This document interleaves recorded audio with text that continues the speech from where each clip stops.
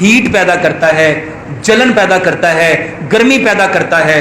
اور میرے محترم بھائیوں، تیزاب کے لیے کبھی دوائی کے چکر میں نہ پڑنا۔ جگر اور معدے میں گرمی یا ان کے بڑھنے کو کیسے روک سکتے ہیں؟ میرے محترم بھائیوں، یہ گرمی کیا ہے؟ یہ جس کو کبھی کہتے ہیں جگر میں گرمی ہے، کبھی کہتے ہیں معدے میں گرمی ہے، کبھی کہتے ہیں مثانے میں گرمی ہے۔ میرے محترم بھائیوں، یہ ایسیڈیٹی ہے، تیزابیت۔ میرے محترم بھائیوں، جب جسم میں ایسڈ زیادہ بنتا ہے تو اس کی وجہ سے تیزاب ہیٹ پیدا کرتا ہے، جلن پیدا کرتا ہے، گرمی پیدا کرتا ہے۔ اور میرے محترم بھائیوں، تیزاب کے لیے کبھی دوائی کے چکر میں نہ پڑنا۔ تیزاب کے لیے کبھی دوائی کے چکر میں، جو پڑھے لکھے لوگ ہیں نا، تیزاب کو جب الکلائن پراپرٹی والی کوئی چیز دے دی جائے، وہ ایسڈ کے ساتھ الکلی مل کے اس کو نیوٹرل کرتی ہے۔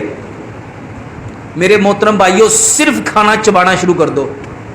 صرف کھانا، ایک لقمے کو کتنا چبانا ہے؟ 32 بار۔ اس کو سمجھو میرے محترم بھائیوں، اللہ تعالیٰ نے دانت کتنے دیے؟ 32۔ کیوں دیے؟ 4 طرح کے دانت ہیں۔ 8 دانت ہیں ایک نوک والے، جس کا کام ہے کھانے کو کاٹنا۔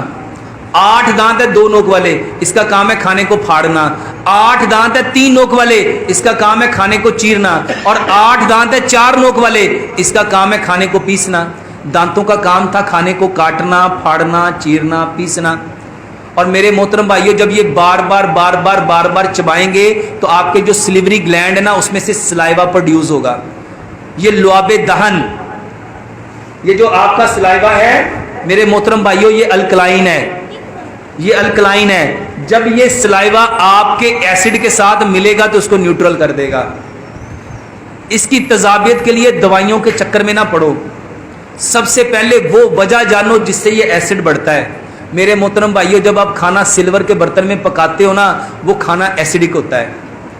جب آپ پریشر کوکر میں کھانا پکاتے ہو، کھانا ایسیڈک ہوتا ہے۔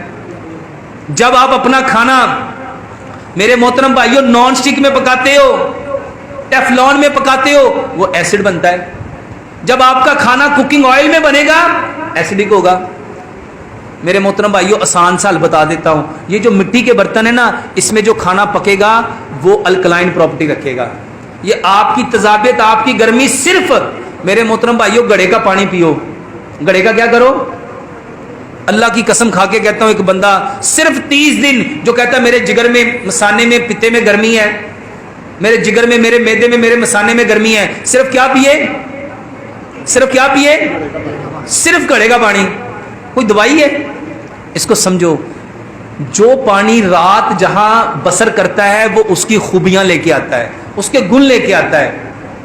میرے محترم بھائیو، اللہ تعالیٰ نے ہمیں کس چیز سے پیدا کیا؟ مٹی سے۔ واپس کہاں جانا ہے؟ مٹی میں۔ اور کل قیامت والے دن کہاں سے اٹھائے جانا ہے؟ مٹی میں۔ اس گرمی کے لیے بہترین چیز، مٹی کے برتن میں کھانا پکاؤ، مٹی کے برتن میں کھانا کھاؤ، مٹی کے برتن میں پانی پیو۔ اور اس کے بعد یہ جو سرسوں ہے نا، یہ سرسوں ٹھنڈی ہوتی ہے، سرسوں۔ اور میرے محترم بھائیو، یہ بھی الکلائن ہے۔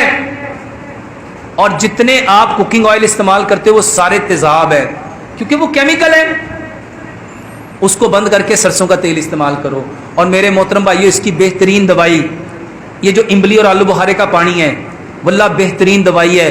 آج کل یہ جو تخم ملنگا ہے میرے محترم بھائیو، بہترین دوائی ہے۔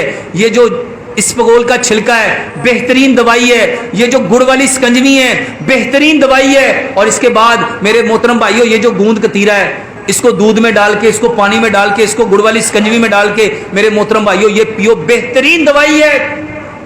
امبلی اور آلو بخارے کا پانی بہترین دوائی ہے۔ آج کل جو فالسا آیا ہوا ہے میرے محترم بھائیو، اس کا جوس بنا کے پیو، بہترین دوائی ہے۔ آلو بخارا بہترین دوائی ہے، خرمانی بہترین دوائی ہے۔ اور میرے محترم بھائیو، کتنی چیزیں ہیں، ہم سارے کے سارے دوائیوں کے چکر میں کیوں پڑتے ہیں؟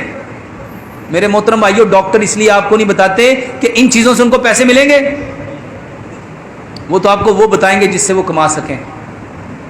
1 مہینہ، چلو بہت زیادہ 10 دن آپ پی کے دیکھ لو، آپ خود بتاؤ گے کہ الحمدللہ